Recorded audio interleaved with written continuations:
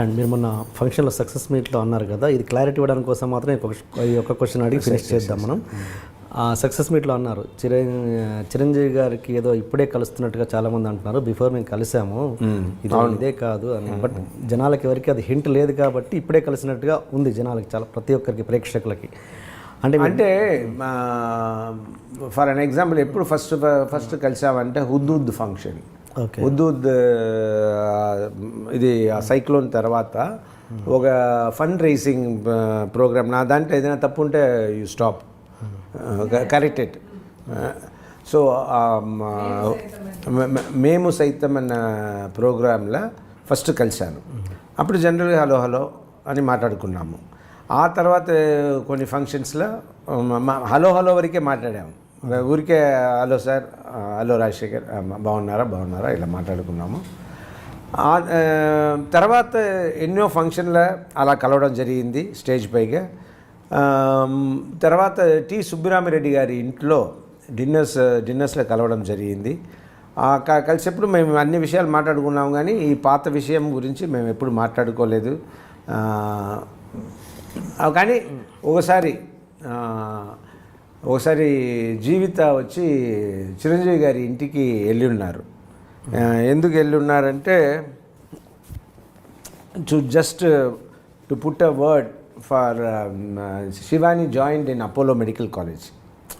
So Apollo medical కాలేజ్లో join అయిన దానికి థ్యాంక్స్ చెప్పడానికో లేదా కాలేజ్లో అప్లై చేసింది సీటు కోసము. Jeevitha went to him to meet Chiranjeevi గారి, ఆయన సపోర్ట్ దానికి కావాలా అని. అప్పుడు వెళ్ళినప్పుడు చిరంజీవి గారి రామ అని బాగా రిసీవ్ చేసుకున్నారు ఇంట్లో.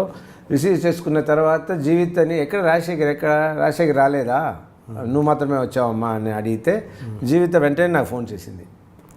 ఫోన్ చేసి ఇలా చిరంజీవి గారు వాళ్ళ ఇంట్లో ఉంటే ఫోన్ చేసి ఇలా చిరంజీవి గారు అడుగుతున్నారు మీరు రావాలి అంటే, సరే నేను ఇంకా రెడీ అవ్వలేదంటే సరే నేను వస్తాను అని వచ్చి జీవిత ఇంటికి వచ్చి తీసుకెళ్ళావు కదా, ఇంటికి వచ్చి మళ్ళీ నేను తీసుకుని చిరంజీవి గారి ఇంటికి వెళ్ళాము.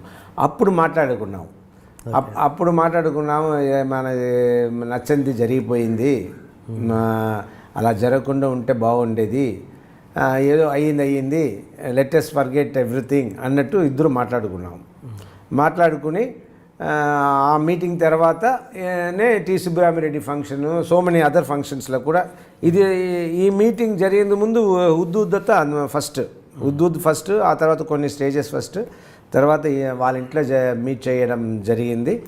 తర్వాత జరిగింది టి సుబ్బరామిరెడ్డి గారి ఇంట్లో డిన్నర్.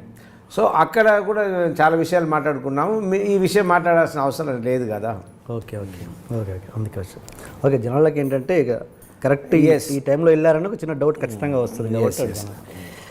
అండ్ అలా మాట్లాడుకున్న సందర్భాలనే నేను అప్పుడు కూడా సినిమా ఉంది కదా ధృవ సినిమాలో మంచి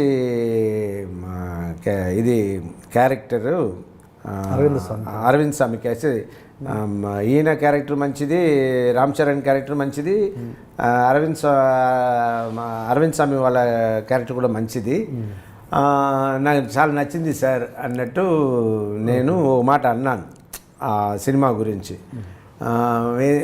మీరు చేయడానికి అంటున్నారా అంటే ఐ డోంట్ మైండ్ సార్ అన్నట్టు ఆయనతో చెప్పాను.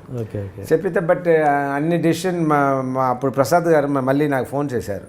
ఎవరు గుండు ప్రసాద్ గారు ఫోన్ చేసి చెప్పారు, రాజశేఖర్ అరవింద్ స్వామిని వాడేదాని వల్ల మేము ఎన్నో షార్ట్స్ పాతదే యూస్ చేసుకోవచ్చు, thanks for showing the interest అన్నట్టు కూడా ఆయన చెప్పారు.